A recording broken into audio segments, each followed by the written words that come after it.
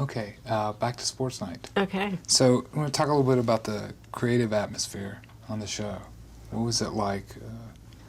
How did the cast and everyone get along? I think everybody got along brilliantly on that show, and I think that it really started off with Aaron and Tommy. And I think one of the things about that show that was maybe even just slightly different from working on Seinfeld was when you were working on Sports Night, you really felt like you were playing on a team.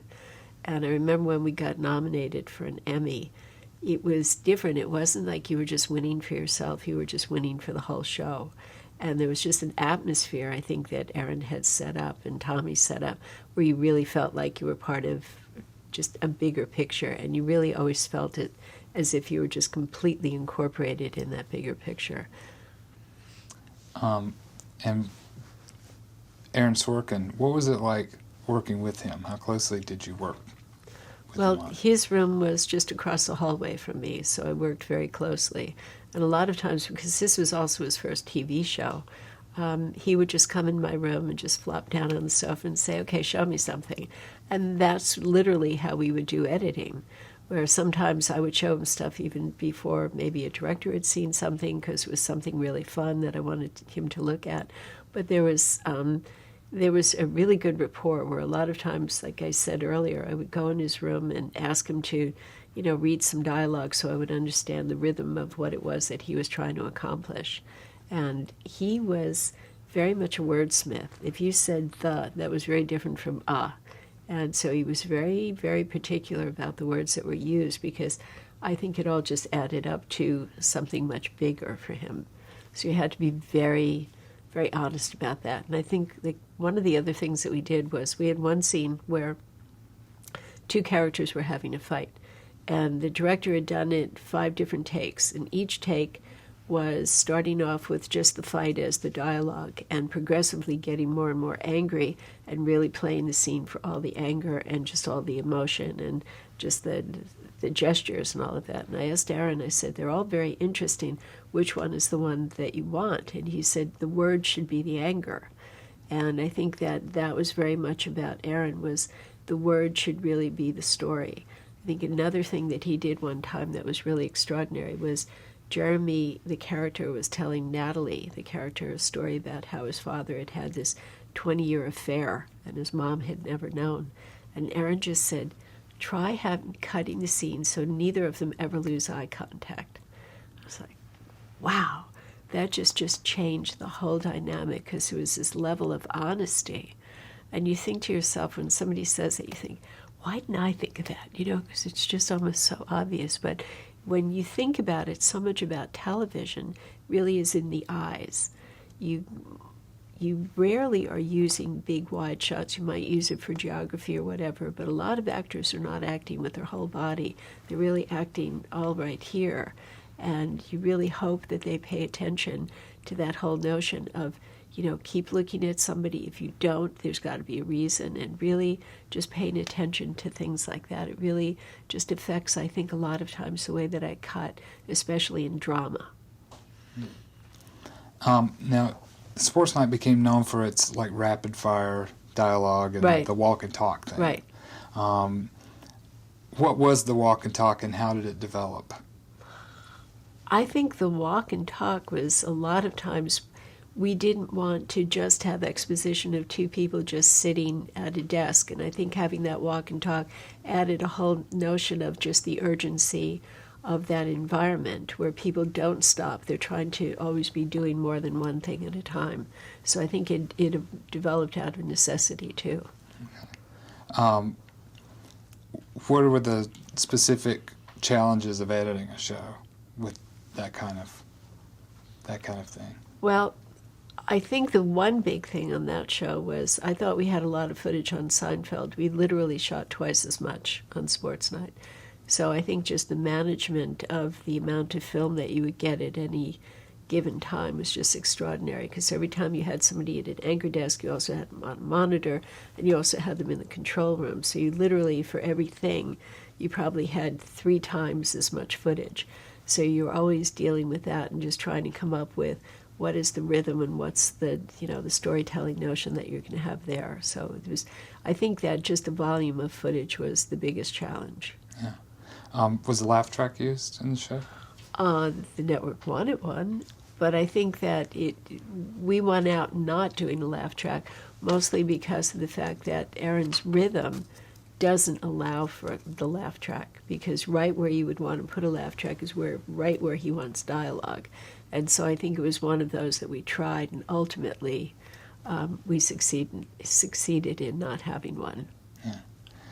And you talked about that you shot a lot of footage. How did you organize that? You had so much. Well, at that time we were already on the Avid, and I think a lot of it was just trying to figure out what I had known from doing Seinfeld and other shows of how to organize my own material and just be able to find things. So I think we could go off on a little dissertation for editors, but I don't think that's what this is about. But a lot of it was just trying to figure out how to manage material and find it quickly, which actually ultimately translated into how I do things on dramatic shows, that I really learned a lot of it from doing the multi-camera shows. Okay. You won the Emmy for Small Town Right. episode Right. in '99, and you said it was like getting one for the team. Yeah, it really was. Yeah. And it was ironic because Tommy and I were talking about it beforehand, that we so wanted Aaron to win for writing, because Aaron is truly one of those people, as amazingly accomplished as he is. You could literally, after a table read, say to Aaron, "That was a great script," and he would look at you and say, "Really?" And as if he just always needs to realize that something is as good as it is. I think there's always that element in a really great artist where they always have to prove themselves over and over, and I think Aaron is somebody like that. Can you talk about the day that Robert Guillaume had a stroke? Yeah, he was late for the set, and they sent one of the PAs to his room, and that's where they found him. And the PA called Tommy, and Tommy had the presence of mind not to call an ambulance or anything like that, because he didn't want a whole big to-do of, press or anything like that. And it was so easy, because we were right across the street from St. Joe's, to just take him over there. And my editing room was right next to Aaron's. And I remember Tommy coming up and talking to Aaron, and their immediate reaction to the whole thing was, well, when Robert comes back, we'll do a big episode of him returning after his stroke. They never for a moment thought, well, we'll have to write him out or anything like that. It was from day one always planned for his return. And I think there was always that sense of looking forward to seeing him come back, and everybody just, that episode where he returns, I think it was just everybody just being so thrilled to death that he made it back. So it was... What impact did his absence have on the show? Did you... Well, I think everybody missed him, and I think that writing-wise it was certainly a challenge, because he was such an important character in the show. So it was a loss, but I think it was one that we had always, planned for the return, so that was... I think it made it even sweeter when he came back. Yeah. So. How did you feel when Sports Night was canceled? Devastated, really. I think that of all the things that I did, and I know we spent a lot of time talking about Seinfeld and all of that, but I think Sports Night to me was absolutely my favorite show that I worked on. And I think a lot of it was because it was such a huge challenge.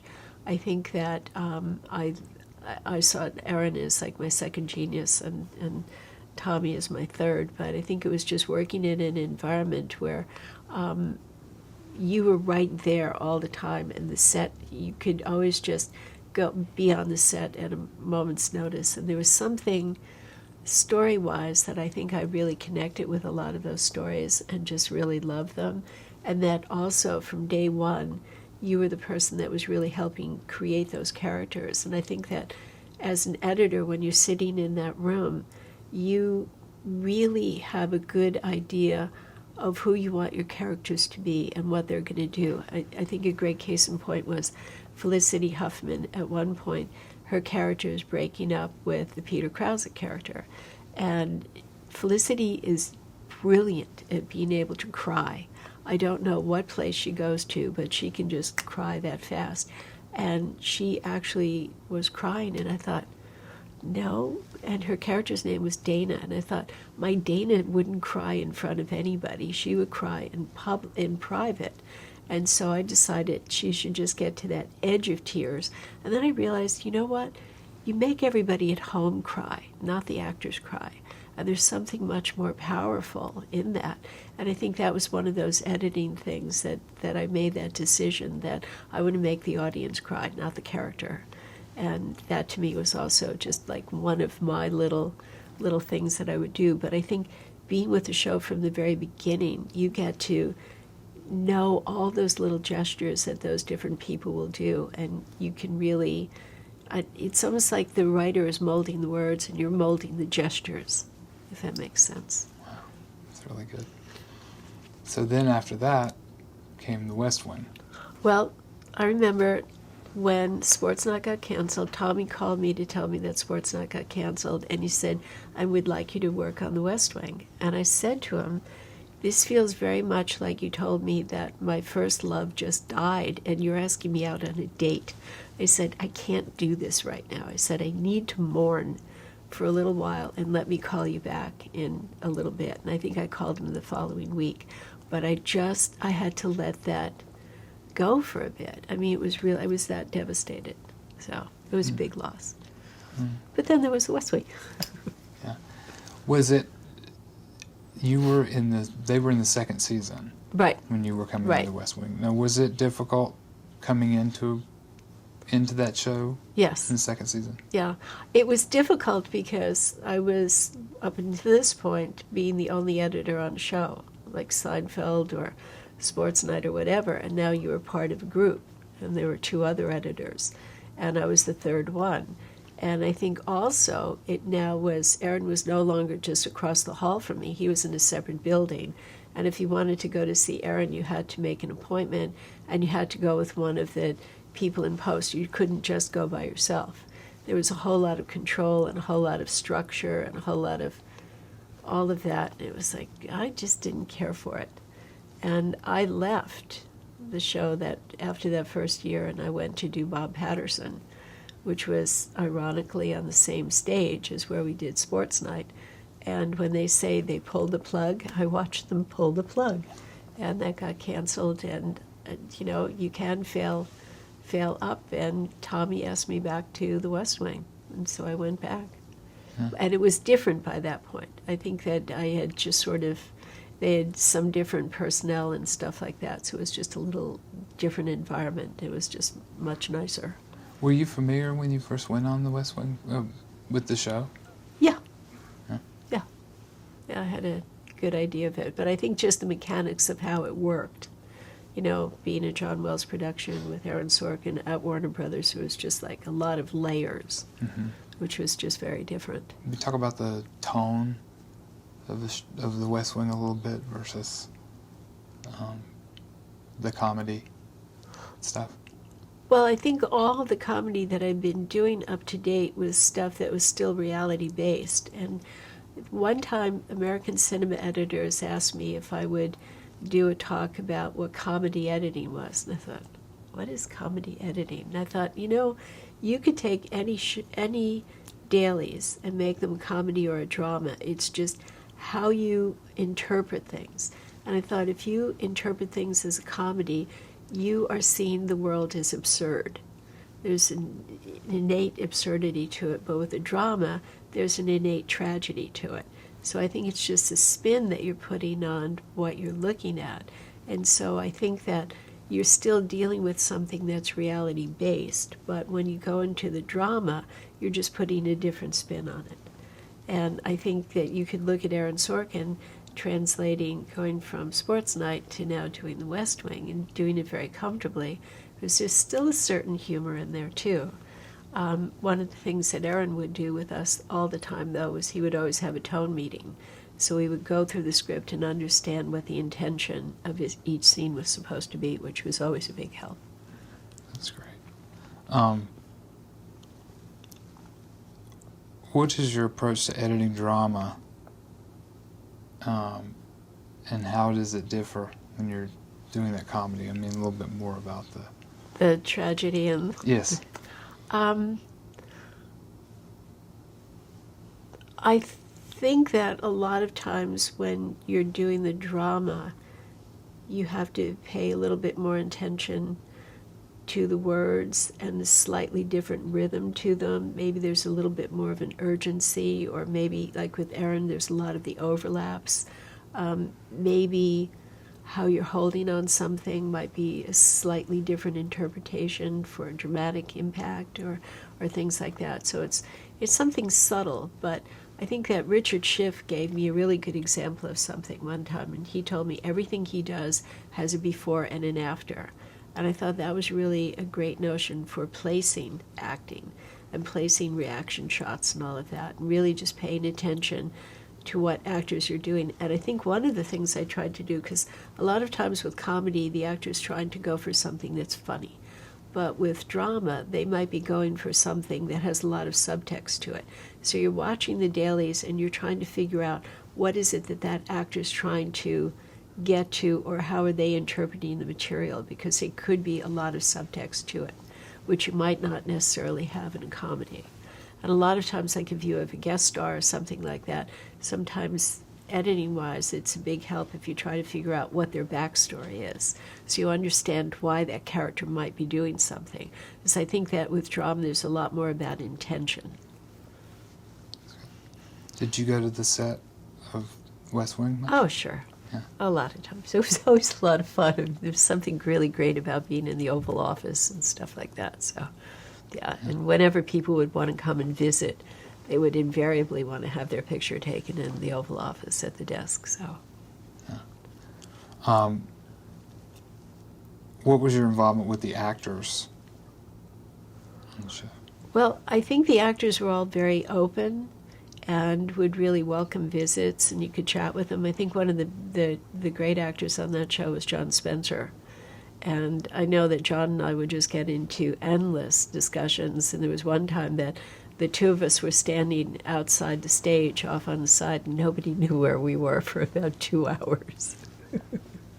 And neither of us had cell phones or anything on us, and we had no idea that people were just frantically looking for him. But just an absolute delightful person.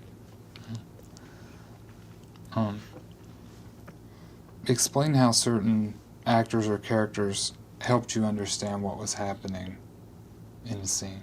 Well, I think Richard Schiff is a good example of that, because Richard and all the actors would process the scene incredibly well, so that if a director came in and the director said, well, I want you to pick that piece of paper up off the desk while you're going over there. Well, obviously it's to carry all that dialogue and make sure that you had, movement going on. And the actor would say, why would I pick that up? And all of them would really quiz the directors, where they wanted to do things that made sense, not were just easy solutions to a problem. And a lot of them would really go through a lot with directors because they knew who their character was. I think that also that the ADs were really great with all the extras on that show, because you didn't have just extras just walking around back there. They all had jobs, so that there would be somebody who would always be doing the Xeroxing. Somebody would always be having just a specific assignment, so that there was a reality to all of that. That's great. Describe the process of editing The West Wing. What was the schedule like? Difficult. And I think that we started out with 3 editors and actually went down to 2. And a lot of it was because Aaron was always behind in writing. And so even if you had a 3rd editor, it wasn't going to help, because you were literally getting things at the last minute. And it was very difficult on the set to be able to prep and do everything else, because everything was always just very, very last minute, which created its own problems as time went on. But it was... the schedules were really tight and really challenging. Did you usually start on a Monday with We didn't usually terms of- start on anything. I mean, Yeah. there could be 7-day weeks or whatever. Yeah. It's just whatever it took to get the shows done. Gotcha. Yeah. Okay. How did Aaron Sorkin's schedule impact that schedule in terms of the 7-day weeks? Did it? Well, I think it had a profound effect, and I think that was one of the reasons why, in the very end, Aaron wasn't there any longer. It was just because his writing, a lot of times scripts were so late that it had a profound impact on being able to do, pre-production and get everything done, or be able to shoot the scenes the way you might want them. And so I think that ultimately it just pushed things to a head where I remember Tommy coming in one time and he said, it's really difficult for me to ask the actors to be on top of everything and know their dialogue if I'm not getting that from the very top, meaning not getting the scripts when I need them. If it just starts there, then it's going to have a filter effect to everybody else. So it got difficult. It really did. Were you responsible for choosing the smash cut that was frequently used in many of the opening sequences of The West Wing? No, I think that was just a style that we all decided on, because you have to remember Chris Nelson did the pilot, and so there was a style that was established long before I got there. Okay. You've said that honoring the writer's words is an important part of editing. How did you learn to interpret and honor Aaron Sorkin's works? Well, I think it was just that process of working on Sports Night and being around him long enough and asking questions, not being afraid to ask those questions, or even just talking about what a camera angle meant to him. Like the whole notion of if you do a pullback, it's the end of a show. If you're pushing in, it's the beginning of the show. I mean, even something that mundane. But I think Aaron also is just very much the wordsmith, and so he really had to always make sure that those words were delivered. Let's talk about a few of the notable ones and what you remember about them. Evidence of things not seen. Can you give It's me a poker game.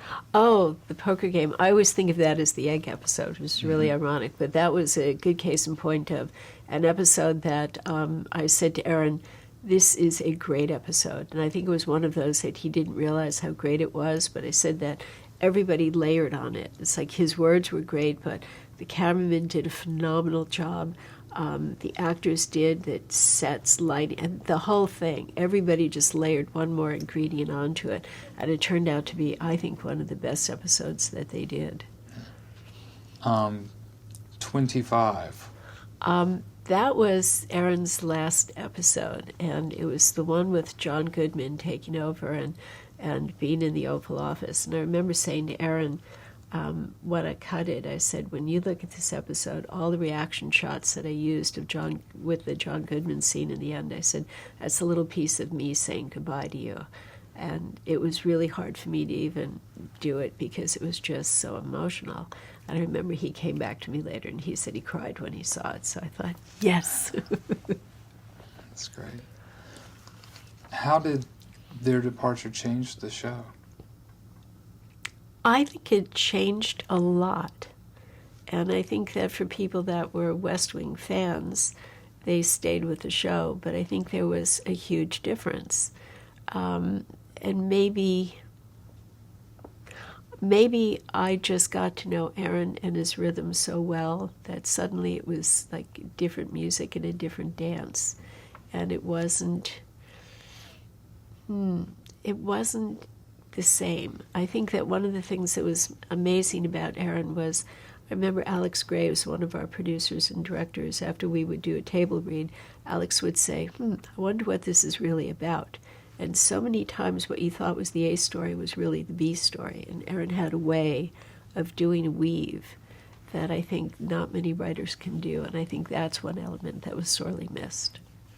Did it change the way you edited when he left? No, I think that the expectation was to keep the same style. Now, what was it like working with John Wells as the showrunner? John is great. nothing bad to say about him. I mean, he's an absolutely extraordinary, gifted, and talented human being. But Aaron is just unique among people, you know. And I think one of the biggest things is Aaron has a love affair with our Constitution and with our government. And I think that when you watch The West Wing, you could really see that. And he's one of the only people I know that could take something like Social Security and make that an episode, you know, or choosing a Supreme Court justice. How many people do you know that would make great television out of either of those two themes? And you could look at, okay, choosing your next president and having the whole campaign and all of that. Just there's a dynamic to that. But the thing that Aaron had as a gift was taking something that, like the whole notion of should Bartlett get impeached. I spent a weekend reading about impeachment because he made that seem so fascinating, you know, and I don't think there are many people that could do that, that he made something about our government, our Constitution, fascinating. You know, not many people could do that. The Burnham Wood, which is the John Spencer's Heart attack. Yeah. That was one where I adored John, and John was one of those people that you could always just go up to and chat and all of that. And I remember when he was doing that episode, I'd like to go down to the set and just chat with the actors and stuff. And one of he loved clothes, and I would always, you know, comment on his wardrobe and all of that. And he would show me his suits and all. And on that particular episode, he took the third button on his suit and had it closed. And I said, you know, it made you look so much more fragile. And he also just did little gestures with his hand that apparently people do when they're having, you know, problems with their heart and stuff. So he really studied the whole thing of making himself look really frail and fragile and all of that. And he was a joy to be able to edit because you could use his whole body. Because he acted with his whole body, not just, you know, for so many people from the neck up. And so it was one of those that, you know, just watching all the things that he did and how much studying he had done about how people actually react, especially when they have that first impact of the heart attack and then they think, oh, that was no big deal, it's okay. And then you see the real thing happening. And it was amazing to hear a few, not too many months later, that he was gone. What was the impact of that on the cast and the series, do you think? I don't think anybody can believe it. I think we were all just shocked. And I remember thinking, I'm really just relieved that I don't have dailies with John in it, because I don't know if I could do it. I really didn't. And I think that from what I've heard, John Wells said that if John Spencer hadn't died, that the Republicans would have won the election. He would have had that as the outcome. But once John Spencer was gone, he didn't think that the audience would be able to deal with that. So I guess it had a big effect. Wow. So now let's talk a little bit about Studio 60 on the Sunset Strip. Okay. What was the premise of the show? I think it was just behind the scenes at a show that would be like Saturday Night Live. Okay. And was there a specific tone that you were aiming for? I think that there was supposed to be a reality to it, and along with the comedy. I don't think it ever really worked. And I think, as I said, I think Aaron has a profound love affair with politics, and I think also sports. But I think this was a genre that I think that Aaron is a solitary writer. And I think when you're writing on something like a comedy show, like SNL or whatever, I think that's a group event. And I think that Aaron's writing didn't lend itself to that genre necessarily. I could be wrong on that, but somehow or other, that behind the scenes and in that room, it's a writer's room, not a writer room. And I think that had a profound effect on the outcome. Did Sorkin and Shlamy want this to be different from West Wing, specifically? Yeah. Yeah, I think they wanted, just like Sports Night had its own visual, I think they wanted this to have its own visual. And it wound up having huge challenges to it, because with the West Wing, or even with Sports Night, you could pre-light things. And it made it a little bit simpler. Or if you were doing a hallway, it was this very small location.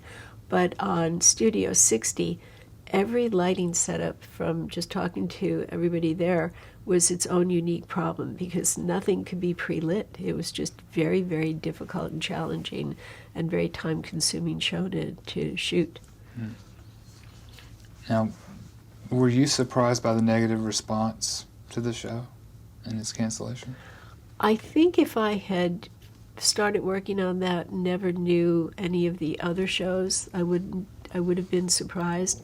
But I think that you have such a high expectation that I wasn't.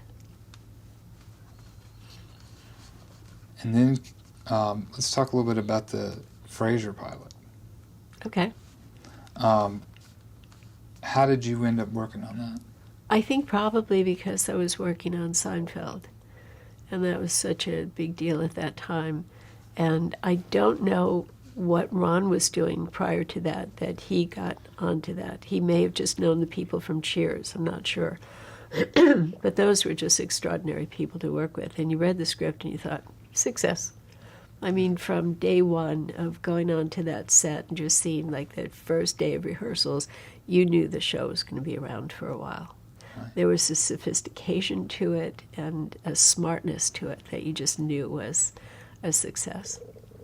And as you said, you were doing Seinfeld right. at the time. Right. Did you think that if Frasier got picked up as a series that you would leave Seinfeld? Oh, no. Ron and I didn't really know Ron, but the two of us just hit it off then. And I just said, well, I'm going to Seinfeld and you've got Frasier. And we just always knew that was just going to be the way it was. How was that different? And you talked about the tone a little bit.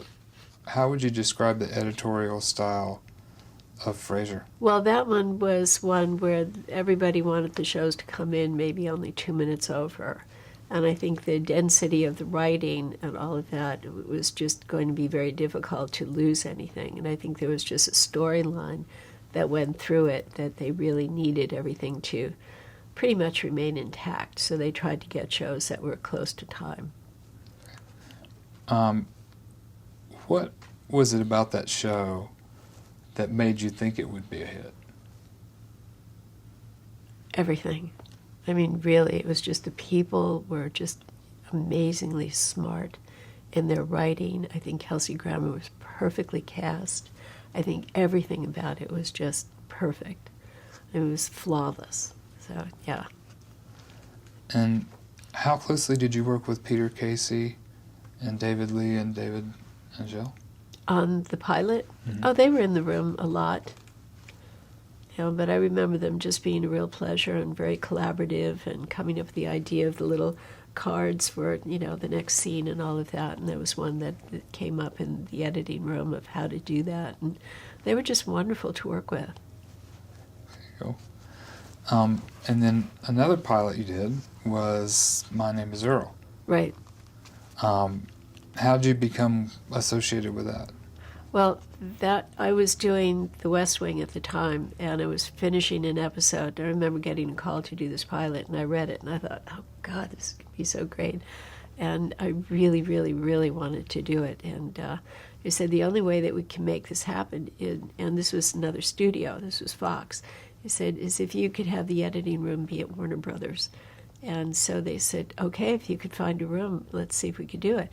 And so there was this little editing room around the hallway from my West Wing room, and we set that up. And by day I did the West Wing, and by night I did Earl.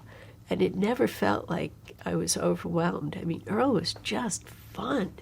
And it was one of those that you really got to be as creative as you wanted, and just doing like the high speed in areas and the freeze frames and all of that, and playing around with music. And I think that from day one, I always felt like Greg Garcia was somebody that was just an old friend that I was working with. So that was just a phenomenally fun show to work on. What do you think you did to contribute to the overall tone of that show based on the pilot? I think the editing was very much me. You know, and just knowing the shots to speed up, or just knowing how to insert the music as the flashbacks and all of that. I think that was a style that I came up with. Why did you want to work on it? Why? Yeah. Because it was just so funny. You know, and I think sometimes you really enjoy those moments of doing the drama, and then it's like, okay, enough with the drama. I just need to sit and laugh for a while. And you just knew that was just going to be a fun, successful show. Do you remember any specific challenges juggling that schedule that conflicted? Or were they always separate? That's the thing that's amazing, it was never difficult. Okay. I mean, there was never a moment that I thought, this is supposed to be tough. We're doing a pilot, and it never was. It was always just a joy. That's great. Yeah. And then in 2008, you did Medium. Right. So what was that? What was your experience like on that? That was so very different from what I was doing, and I really didn't care for working in the environment, and I think it was just a lot of the mechanics of how they did the editing and just the whole procedure of, you know, fitting into a slot on a show that they'd been doing for a number of years, that it just wasn't my cup of tea. Where was that done? Down at Raleigh Studios down in Manhattan Beach. Oh, okay. So that was kind of fun because that was during the writer's strike, and nobody bothered to go down there to picket, so it was kind of okay. And what was it like working with Glenn Gordon Caron? Glenn is not the easiest person in the editing room. He's a delightful person out of the room, but I remember saying to him one day when I first, you know, started working there, I said, I'm really looking forward to working with you. And he said, that'll change. So I think he'd be the first person to say he's not the easiest in the room. So. Right. Okay. Well, now we'll do a little summing up of all of this. Are there any other shows that we haven't talked about that you'd like to mention?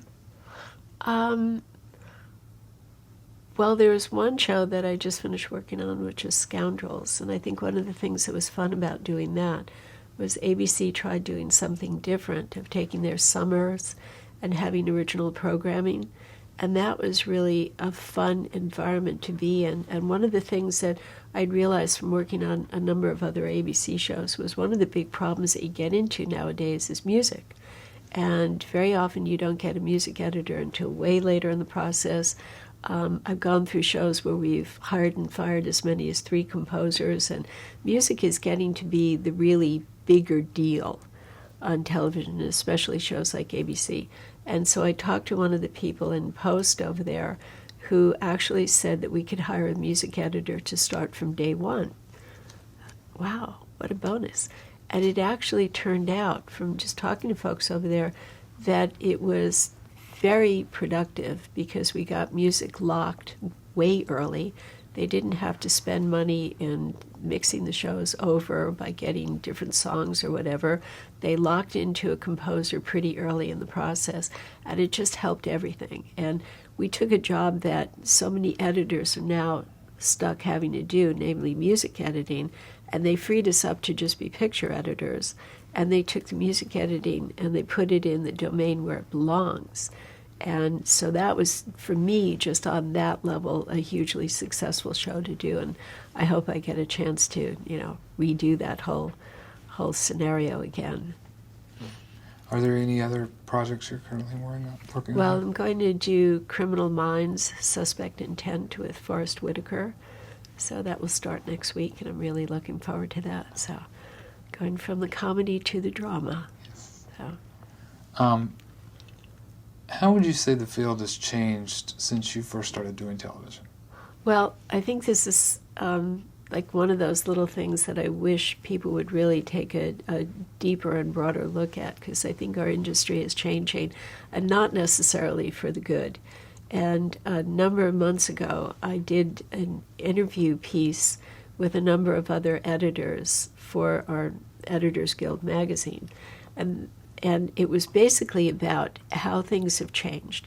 And it was taking editors like me who've been in this business for a good number of years, editors in the middle of their career and editors who are just starting out, and talking about the way things were and how that can impact on how editors are getting in this business today.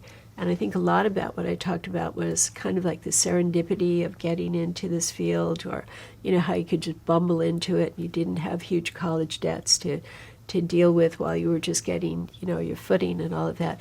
And young kids now are getting out of schools where they have such a wealth of experience, and just not only on computers, but they've probably produced, directed, written, and acted in their own movies when they were in school.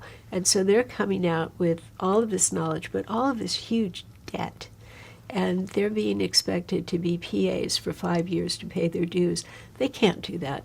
And I don't think it's really fair of us to ask them to do that. And I wish there were a way that, whether it's studios, networks, or whatever, had some sort of a program that young kids could feel that, well, if I get my foot in the door there, then I know there's a stairway. But right now, it's just such a mishmash.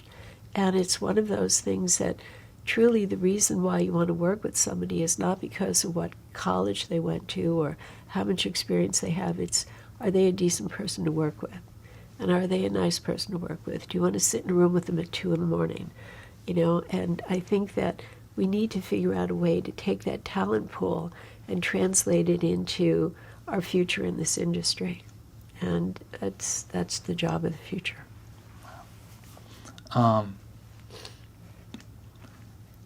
Did you ever work on a program that almost wasn't ready for its broadcast slot? I mean, like we were talking about before, where it was almost time to air and it wasn't ready to go? Oh no, I think we've always gotten them through. Okay. Somehow or other, there are always 28 hours in a day to get it done. Yeah. Do you ever remember a situation where there was a technical problem that prevented the show from airing when it was supposed to? No, I don't. No. Okay. No. What is your opinion of film versus video? In the strangest way, I actually like video a lot. And I like it when directors don't say cut and they keep the camera rolling. And I know a lot of editors are going to hate me for this, but a lot of times you get to listen to a director do little nuances of what he wants from an actor. You get to hear a lot of that direction. And nowadays so many shows are being done out of state or whatever that sometimes that's just extra information so that it helps you with what you're doing. So in some ways I like it. I like not having water spots or having to do like film fixes and all of that. So I actually like it. I don't have a problem with it. And no negative cut lists for assistants. So. How do you think the film to video change in television changed the way you edited a show? I don't think it really has. I think it's still storytelling. I really do. How about computers? How have they changed the editing process? I think the demands are a lot greater on us. I think that we went from having the upright moviola where you had one track and maybe you could put in a few sound effects here and there when the director was saying phone, and you could, do that. But for the most part, it was a very rudimentary setup, and everybody else had their jobs. You had the mixer, you had the music editor, you had all of those people who did their layers. But I think in today's world, everything is expected of the editor. You could do all of the effects, you could do a lot of the opticals, you could do the green screen, you could, do any of a number of things. You could even do a lot of the fixes that you might need to do, or do the blow-ups, and you don't have to send out for opticals. So I think every time that we're able to do more, we are expected to do more. And I think that the net result is, like talking about music editors, every time we take on a new job, somebody else is losing a job. And what I hope people do, and I really try to educate them, is yes, you can. I'm certain that there are a lot of editors who can cut music incredibly well, and I think we've all had to over the years. But every time we do that, somebody else in our guild is losing a job. Every time we do a temp mix in our room, losing a job. And I think that we all need to get back to that whole notion of, just because the budgets are really low, that's not our fault or our responsibility. The people that are coming up with the budgets know that they can take advantage of a lot of things a lot of times, and they expect more of us. But I think there has to be that place of learning how to push back. And in the case of the music editor, it turned out the studio said they actually saved money because they didn't have to pay so much overtime or make other decisions on the dub stage. So if you can figure out your argument and really finesse it, you can still get people to have those jobs and still not go over budget. Great. How have the newer digital formats changed? And are there any advantages over the older traditional methods of editing? I think you're getting everything a lot faster. I think that as far as like getting your dailies a lot faster and having to streamline a lot of the work that the assistants have to do, I think that it's made the jobs on that end a whole lot simpler. I don't want to go backwards. Yeah, yes. How do you think broadband and the internet has affected editors? Well, not from my perspective, not profoundly. What advice would you give someone starting out as an editor today? Change careers. It's such a very, very competitive arena.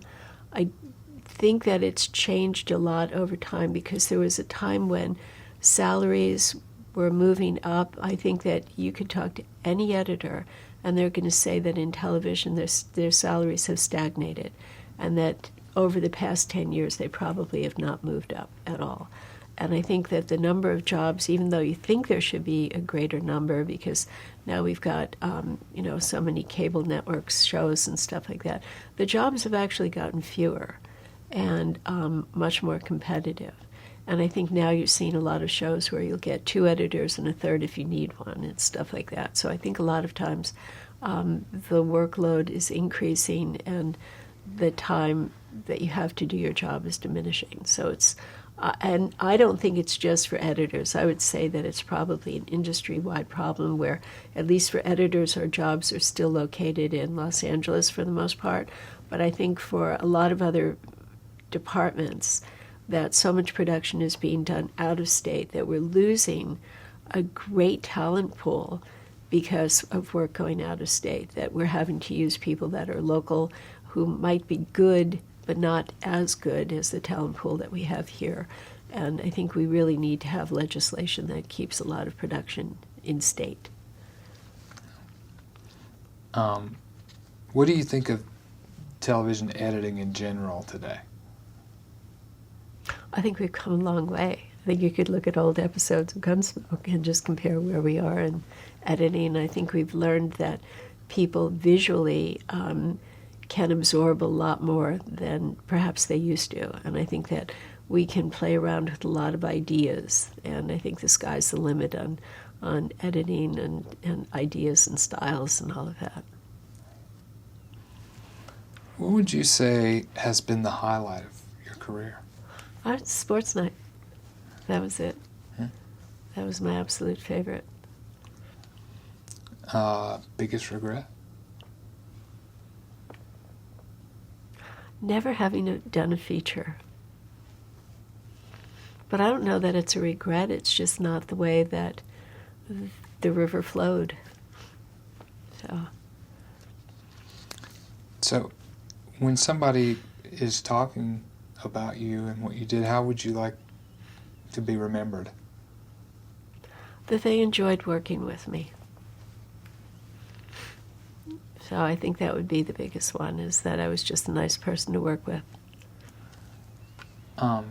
In terms of women in the industry, and if they are talking about your accomplishments, what would you like for them to take from your trajectory?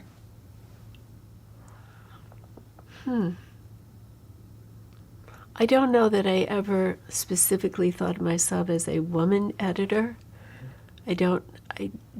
So that's a really difficult question to answer. I think that for most editors, we just think of ourselves as editors and don't attach a sex to it. So I think I just did the best job that I could and didn't try to project myself as, oh, I'm the woman in the room or anything like that. But I think the other thing that I think that, editors have to do a really good job with storytelling and dealing with the politics in the room and trying to understand that big picture. I think the other thing that our job is, and this maybe goes back to me being the philosophy major, is there's a whole ethics involved. And I think that we really are the person in charge of our room. And I think we always have to be mindful of being protective of our assistants or if we have an apprentice or whatever, but being also that voice of moderation and also being aware of, are people being taken advantage of or what the rules and regulations are as far as the union goes, and being willing to step out of our comfort zone if it means being protective of somebody else. Wow, that's a great answer. Okay, well, we're at the end of our questions. Are there any other questions, Karen? Okay? I think we're done. We're done. Thank you so much. It's a wrap. Thank It was you wonderful. so much, all of you. Enjoyed it. Okay. Well, I enjoyed doing this. You made it easy.